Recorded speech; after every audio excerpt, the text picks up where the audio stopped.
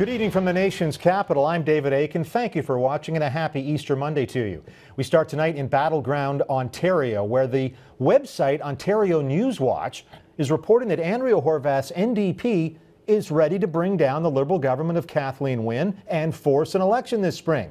Ontario Newswatch was citing unnamed NDP sources. Now, the NDP says the report is, quote, a complete fabrication. In any event, we do know that the Liberals are not waiting for the writ period. They're jumping into it right away. And over the weekend, launched 2 new attack ads. Our friend and political consultant Michael Diamond joins us now. And Michael, we're going to get into the attack ads himself in a minute, but we've seen this through a lot of elections over the last year or so. Ahead of the one in Nova Scotia, both the Liberals and New Democrats had a couple of little ads out there to get things going. We saw it, of course, the federal government, the Harper government has constantly got the permanent campaign on. Let's take a look at Ontario. Do you think there's one side or the other that might benefit from a little softening up attack ad-wise?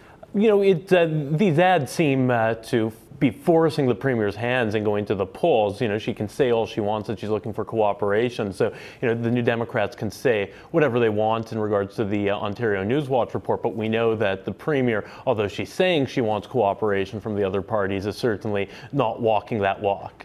Now, just to underline the fact that it is a, you know, by all the polls we've seen, it looks like a tight three-way race. Wynne is attacking both her opponents to the right and to the left. And I signal out Nova Scotia, where it was only McNeil and Dexter who are really coming under any attack. Nobody attacked the third party, the Progressive Conservatives out there. And certainly federally, we see a lot of Conservatives jumping on Justin Trudeau, but we don't see many Conservative ads jumping on Tom Mulcair. Let's take a look at the one that Wynne has out, attacking the PCs, naming Tim Hudak by name. Let's take a look at it, and I'd like to get your thoughts. I don't believe leaders should hide behind ugly personal attack ads or peddle untruths about their opponents. And I don't believe voters like it either. I do believe if you have something critical to say about your opponent's record, it should be about facts. And you shouldn't be afraid to stand by what you say. Tim Hudak and the Conservatives don't support Labour in this province. That's a fact. His plan is to drive down wages by weakening unions. In short order, he's promised to fire 10,000 education workers and cut billions from our health care. He'll cancel job-creating partnerships with business.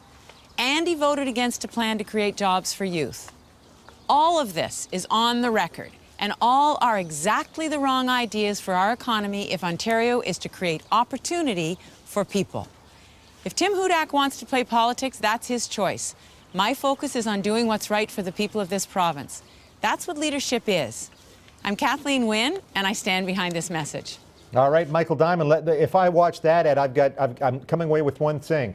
Public sector workers, caution, the PCs are into smaller government, and that is going to hurt you. Yeah, absolutely. I mean, you know, that's clearly her message, and it's not a terrible ad, but it is funny to hear her say Tim Hudak can play politics while she's personally playing the type of politics in negative campaigning that voters seem to detest the most.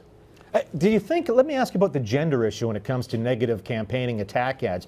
I wonder, and I'm going to say it frank out, that I think women can get away with it a little more easier. Kathleen Wynne in this case, partly because of the tone. As long as she doesn't come across as yelling and screaming, that Tim Hudak or a male candidate can't get away with. Is that fair? You know, I think it is, and it's a double-edged sword also in that she can, her and other female politicians who have that sort of style can get away with doing the attack, but they also can't be attacked. You know, we've seen this, you know, with Hillary Clinton and other female politicians, that it's very difficult to attack them without seeming like a bully. Let's take a look at the NDP attack ad. It's very similar in tone and style, and you've seen this before, Michael, but there are some key differences. So here's Kathleen Wynne, this time walking down what looks to be the same street, maybe the other way, this time talking to an NDP voter. There's a conventional wisdom that says leaders shouldn't involve themselves in negative ads. Well, I would never condone a personal attack on my opponents. But I believe if you're going to criticize their policy and record, you should stand by what you say. Unlike the NDP, I believe in order to create jobs, business, small and large, needs to be a trusted partner of government, just like Labour needs to be. The last time the NDP were in office, 1 out of 8 of us was on welfare. We just can't afford to go back to that. I believe in facing difficult decisions and investing in roads, bridges and transit. But the NDP rejects a realistic plan to do that because it's not politically safe. and they won't support an Ontario retirement pension plan. This is not about politicking. It's about finding ways to do what's in the best interest of the people of this province. To me, that's what leadership is. I'm Kathleen Wynne, and I stand behind this message. And you know, just to pick up on what we just talked about with the first one, she doesn't name Andrea Horwath, so she's not personally attacking a female candidate. That's sort of one notable thing. She's quite clearly attacking Bob Rae. Yeah, who, we know he spoke at the leadership election that Kathleen Wynne became premier at. So it's very bizarre. And even more, what's more puzzling is she's attacking the party that has written her budgets, that have propped her up, and that she's allowed that have allowed her to hold on to power this long.